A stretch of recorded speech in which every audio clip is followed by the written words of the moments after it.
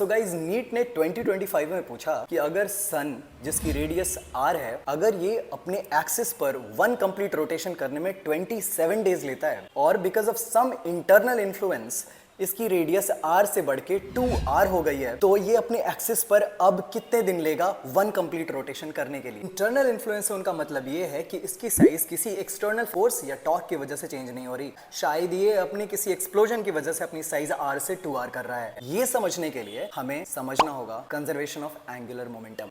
यहाँ मेरे डंबल वाले हाथों को खोलना एक इंटरनल इन्फ्लुएंस है जिससे मेरी स्पीड स्लो हो रही है। किसी ने मुझे बाहर से फास्ट या स्लो नहीं किया है। That was an exhausting experiment, but हमने कुछ बहुत इंटरेस्टिंग सीखा। हमने ये सीखा कि अगर एक्सटर्नल टॉर्क की वैल्यू 0 होगी तो एंगुलर मोमेंटम हमेशा कंजर्व्ड होगी। We mean that I omega which is the angular momentum, इसकी वैल्यू हमेशा कांस्टेंट होगी। I which is moment of inertia, ये बताता है कि मासेस अपने एक्सिस ऑफ रोटेशन से कितनी दूरी पर डिस्ट्रीब्यूटेड हैं। अगर मासेस दूर होंगे तो मोमेंट ऑफ इनर्शिया हायर होगी, अगर मासेस पास होंगे तो मोमेंट ऑफ इनर्शिया कम होगी। हमारे इस एक्सपेरिमेंट में मैंने बहुत क्लेवरली अपने आर्म्स स्प्रेड कर दिए और ये करने से मासेस अपने एक्सिस ऑफ रोटेशन से दूर हो गई और ऐसा करने से मोमेंट ऑफ इनर्शिया हायर हो गया। अगर आई मोमेंट ऑफ इनर्शिया की वैल्यू हायर हो गई तो ओमेगा की वैल्यू को कम होना पड़ेगा और इसीलिए मेरी एंगुलर स्पीड कम हो गई। यही वजह है कि बैले डांसर्स जब भी अपने हाथ फोल्ड करते हैं उनकी स्पीड बहुत तेज हो जाती है। अगर ये सब समझ में आ गया है तो थोड़ी कैलकुलेशन कर लेते हैं। सन को अगर हम सॉलिड स्फीयर अज्यूम करते हैं तो मोमेंट ऑफ इनर्शिया की वैल्यू 2/5 mr² यूज करेंगे। इनिशियल केस में सन की एंगुलर स्पीड ω1 है और रेडियस r है। सन की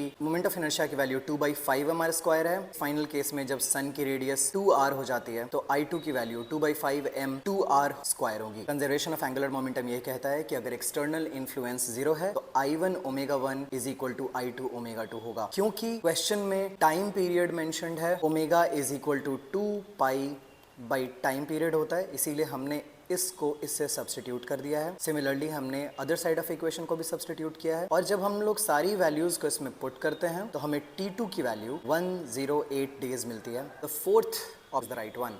I hope you guys liked it and understood it. मिलते हैं कुछ नए क्वेश्चंस के साथ अगली बार। Bye bye.